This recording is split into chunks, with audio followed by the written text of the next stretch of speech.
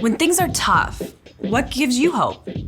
Maybe it's spotting brand new baby leaves growing on the bare trees? Or a card in the mail from your grandma? Maybe snuggling your puppy gives you hope? Or a high five from a friend? Sometimes an awesome new song can help you find hope. When you keep your eyes open, you can see how hope shows up in so many different ways. But they all share something. See, these moments of hope remind us of the way the world is supposed to be.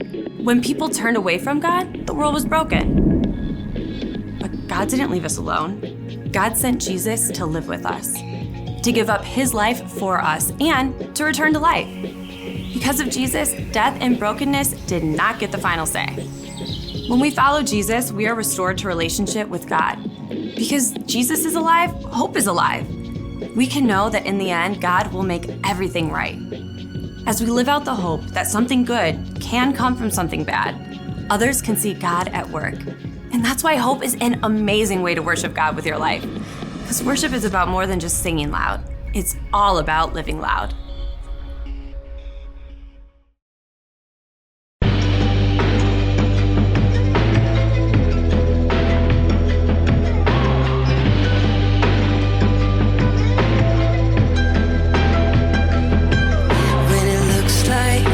Situation is hopeless.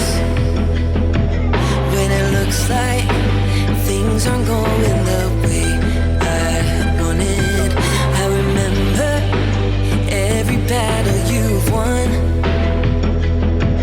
I remember, God, you are where my help comes from. This world, we're gonna have trouble. Jesus, you have overcome. In this world, we're gonna have trouble. Jesus, you have overcome. Hope is alive because you are alive.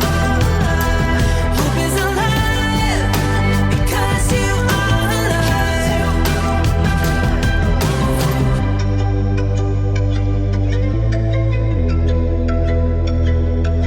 When it looks like the situation is hopeless. When it looks like things aren't going the way I wanted, I remember every battle you've won.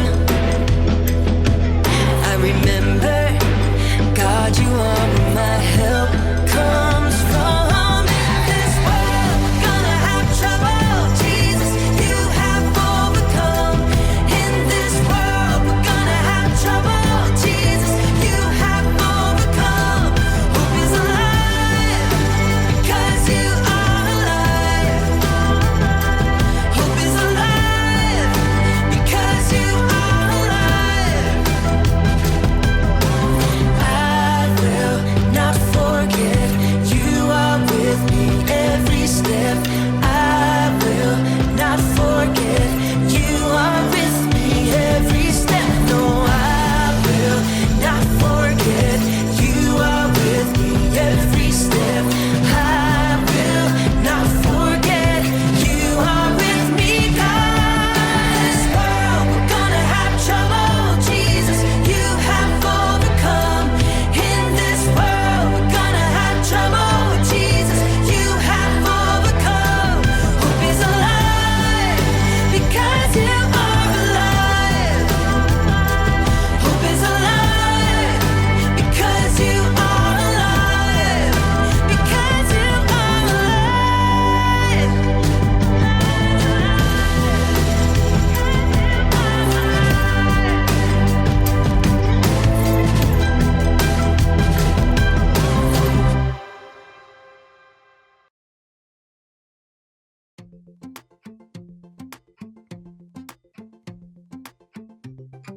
Hey, welcome to Story Lab. This week, we're taking a look at the best place to put your eyes. What?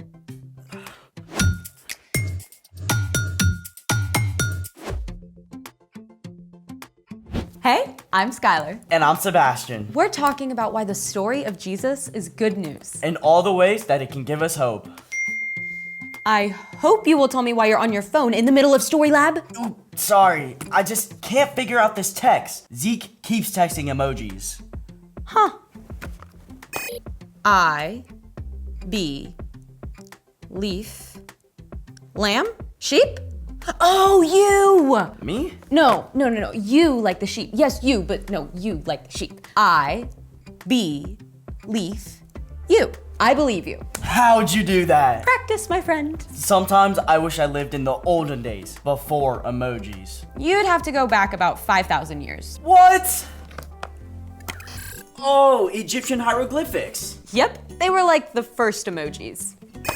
What's that? This says Skylar. Ah, and Sebastian. You got it. Then we jump all the way to the 1990s, when these started showing up in chat rooms. Oh, emoticons. Super old school. My dad still uses those. Then, in 1999, a Japanese designer created this set of 176 emojis for a cell phone company. Emoji is a mashup of the Japanese words for picture and letter.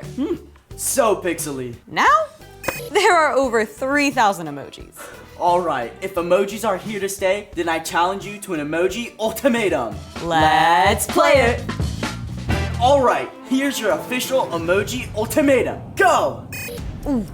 X, don't, stop, no, 1, 2, 3, stop, count. Don't count your chickens before they hatch. That was supposed to be harder. Artist eggs, painting. Artist eggs? Artist eggs? No, dyed Easter eggs. That was a total softball, and I almost missed it. Catch. Ah! Way to keep your eye on the ball. Egg. Speaking of keeping your eye on the right things, it's time for The story before the story.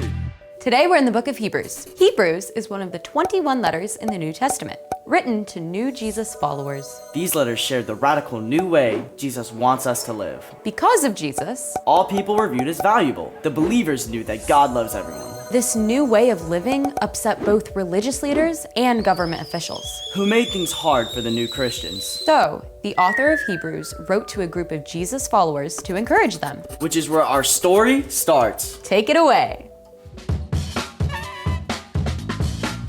Hi everyone, I'm Erica. There is a lot we don't know about the book of Hebrews, like exactly who wrote it. But we do know they were writing to a group of Jewish believers facing tough times. In fact, what those Jesus followers experienced was so difficult that some believers were just giving up, walking away.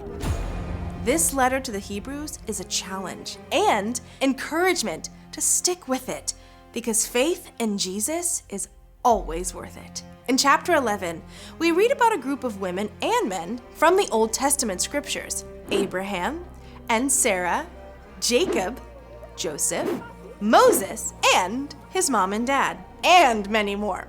Not one of those people was perfect, but they chose to trust God and act in faith. This is the backdrop for today's verses in chapter 12. Let's take a look. A huge cloud of witnesses is all around us.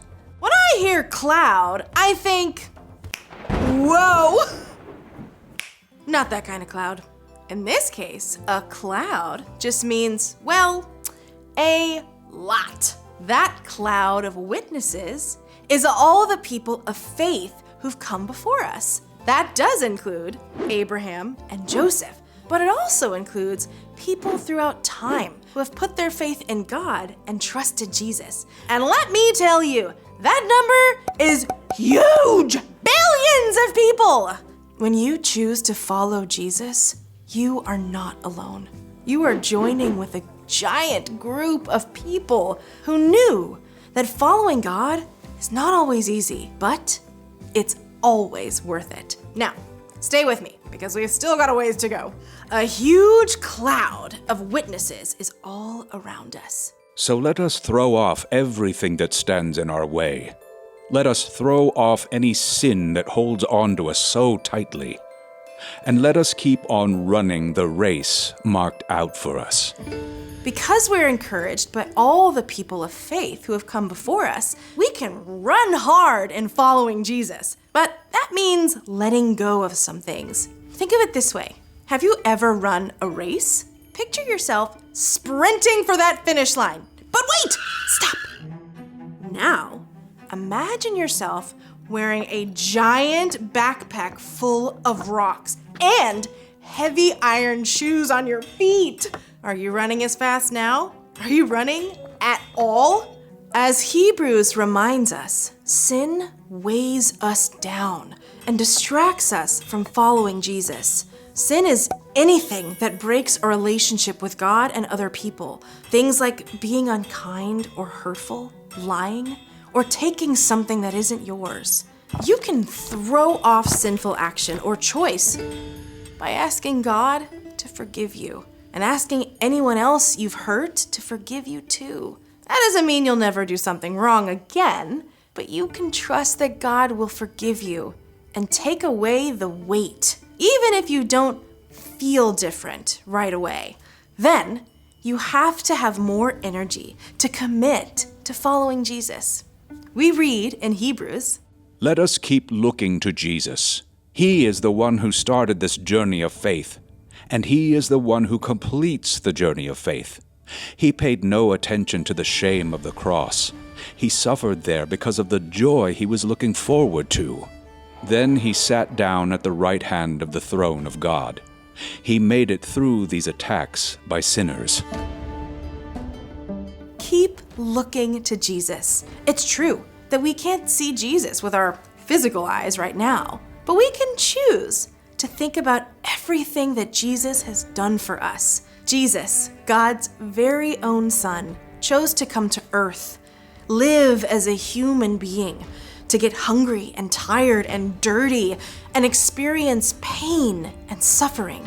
Jesus chose to give up his life, to take the consequences of our sin. Then, Jesus returned to life.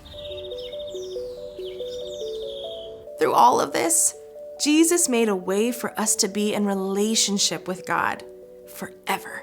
When you face difficult situations, you can remember that Jesus knows how you feel. Jesus has promised to be with us no matter what. Let's check out the final part of our verse. So think about Him, Jesus. Then you won't get tired. You won't lose hope. When things seem hard in your life, keep your mind and your heart focused on what Jesus has done for you. And keep your eyes fixed on the finish line, knowing that in the end, God has promised to make everything right for those who follow Jesus. When you hold on to this truth, it will begin to grow hope inside of you, even on the most difficult days. The end. So I'm not much of a runner in real life, but this makes me want to go out and start training. Actually, I think that's what we're all doing right now. Yep. When we spend time studying God's Word, we train our brain to focus on Jesus. So, what's our part in the story? Great question. It's easy to think that hard times and hope are far away from each other, but difficult things actually shape us to be more like Jesus, which grows hope inside of us. Hope is believing that something good can come out of something bad. The most terrible thing ever, the death of God's own Son, Jesus, brought about the greatest good ever. That when we follow Jesus, we get to live forever with God. So God can bring something good out of even the hardest parts of your life. Our job is simply to keep our eyes fixed on Jesus. When you're struggling in math class, If your mom loses her job, if kids at school are saying mean things about you, Jesus doesn't promise to take all those things away. but He does promise to be with you every step of the way. You've got that right. See you next time. Bye. So here's the thing. Whatever happens, keep looking to Jesus, 'Cause He's right there with you. cheering you on. Hold on, I got it. Nicely done. Also, I'm ready for... A chocolate bunny. Thanks for joining us in the Story Lab. See you next time. Let's do another. Okay, detective, magnifying glass. I got this, I got this. Easter egg hunt. Yes! Glasses, old guy, weird looking hat. Steve! iPad kid. Oh yeah, it's Steve. Yes!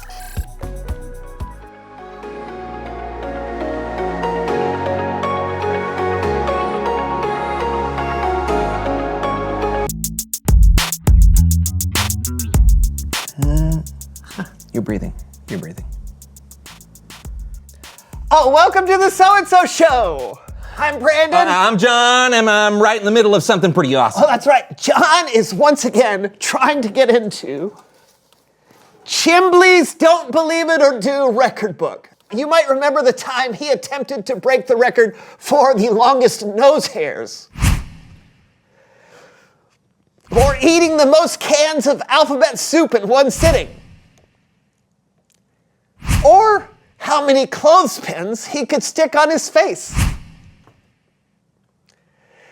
So far, no broken records. Hey, I got close on the clothespins, but I couldn't feel my face for a week. Yeah, this time he's trying to break the record for the smallest painting of the solar system. By someone named John. That's very specific. Yeah, it is. Yeah, but I need you to pause because we have a show to do. Oh, okay. Yeah.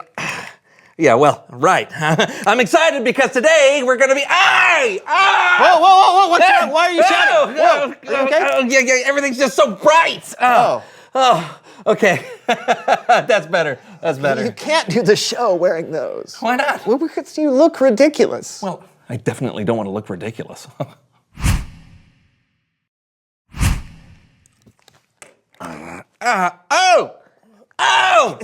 Is there something I can do? Can I help? No. I just need time to adjust. I've been looking at that tiny little painting for days and everything's just a little blurry. It's just... What are you doing? Brandon, is that you? Yes, you know it's me. Okay, Stop that. Okay, sorry. Okay, what can we do now? We can't do the show with you like this. Hey, we'll have to try again when your vision, gets back to normal. No! Don't lose hope, Brandon! I'm over here. Hey! Okay. You know what we could do? What? We could, as my vision continues to come back, a little less blurry, we can play a game. Oh, what kind of game? It's called Magnified Mayhem! Yeah. Right? No, it's... So, here's how you play. We're gonna see a close-up painting of an object. If we think we know what the object is, we hit the button in front of us. Okay, but you've been looking at close-up things for days. Doesn't this game give you a slight advantage? Of course. Let the games begin! All right. Whoa, that is really close. So red and white. Yes. All right, let me see. You got a good look? All right. Oh.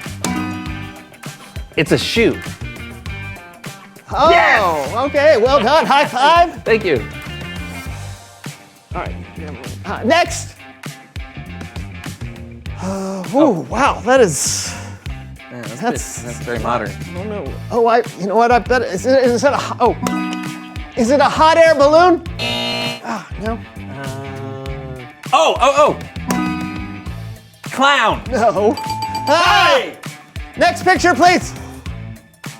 Oh, little pancakes on a frying pan, or I don't know.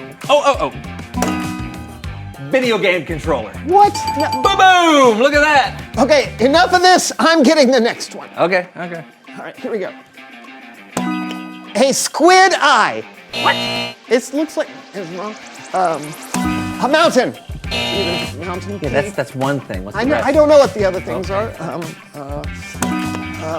A boat sail. A burnt piece of toast. Soccer ball. What? Yeah. What? See? Wow. That was amazing, John. You were so good at that game, even though your eyes haven't readjusted yet. Yeah. I wish I could have seen those pictures from your perspective. That would have been so cool. Who said that? Me, I'm right. I'm not above you. What? You know what? It's Bible story time with Kellen. Hey, Brandon, did you hear that? Yes.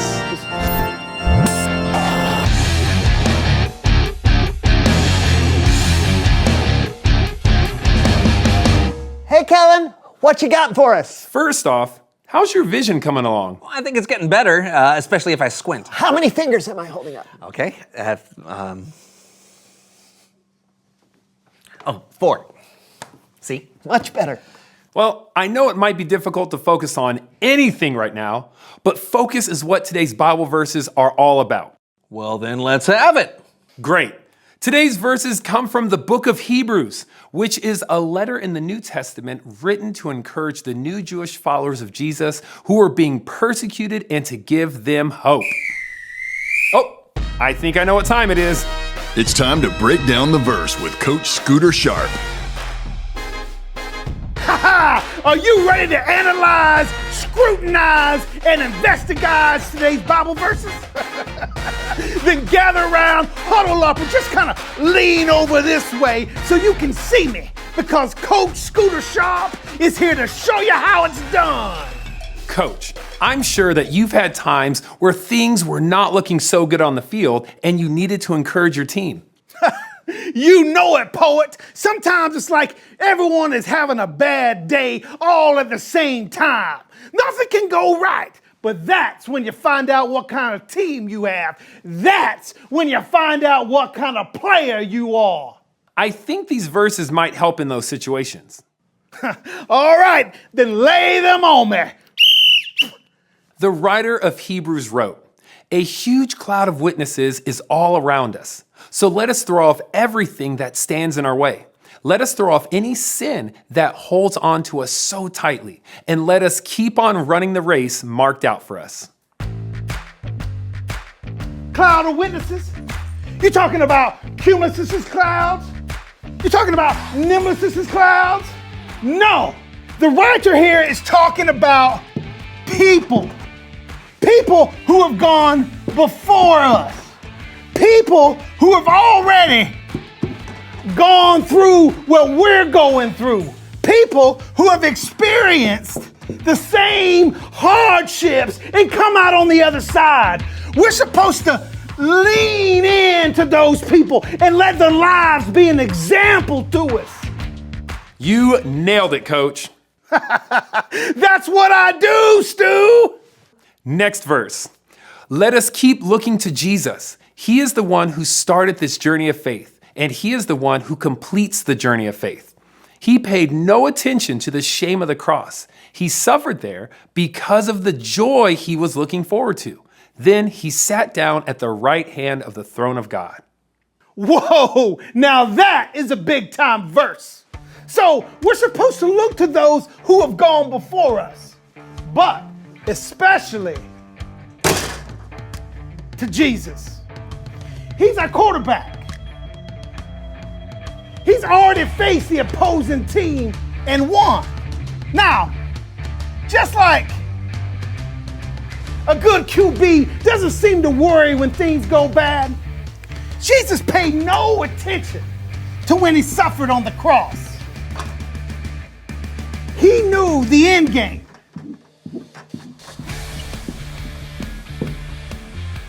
Jesus knew the final score, and so do we. Yeah, we do, Coach. And that sets up our final verse. I can do this all day, Trey.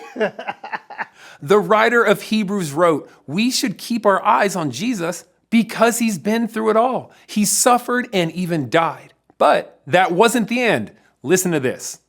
He made it through these attacks by sinners. So think about him. Then you won't get tired. You won't lose hope. Jesus made it through, and so can we. Now, let's say you're having trouble in math class, and the only equation you figured out is you don't know what an equation is. or you're on your beach vacation, and it gets canceled because of bad weather. Or your cat decides to play lumberjack and climbs up in your neighbor's tree. And you can't get it down. Or even on those days when the sun is shining, look at that, beautiful sun. And everything is hunky-dory and okay. The plan is always the same. We just keep looking to Jesus. Thanks, Coach. Anytime, Ludine. Things are gonna happen. There will be bad days. And when we find ourselves in the middle of one of those bad days, we can have hope. We can choose to focus on Jesus by reading about the things he said and did, and by talking to God and to other people who have had bad days themselves. Yeah, we can have hope when things don't turn out the way we expect. Take today, for instance. I was not expecting to only be able to see close up. Yeah, but you didn't give up or get discouraged. You changed the plan and kept going. Yeah. Hey, thanks for reminding us what to focus on, Kellen. Anytime, fellas. Until next time. So, how's your focus, by the way? Are you seeing any clearer? I think so. Okay, well, let's test it. How many fingers am I holding up? 3? Yeah, see, way better. Reveal the question. When is it hard to focus on Jesus? I think it's hard to focus sometimes when you get busy and there's a lot of distractions. Yeah. And it can be hard to focus on Jesus when other people around you aren't focused. Yeah, but no matter what we're going through, you can say to yourself, Jesus has gone through something like this before. Yeah, he totally understands. And Jesus still had hope. So we can too. Yeah, so talk about it together. When is it hard to focus on Jesus? And we'll see you next time on the So-and-So Show. Over here. Nope, there. Oh, bye. Feast your eyes on the world's smallest painting of the solar system painted by someone named John. Oh!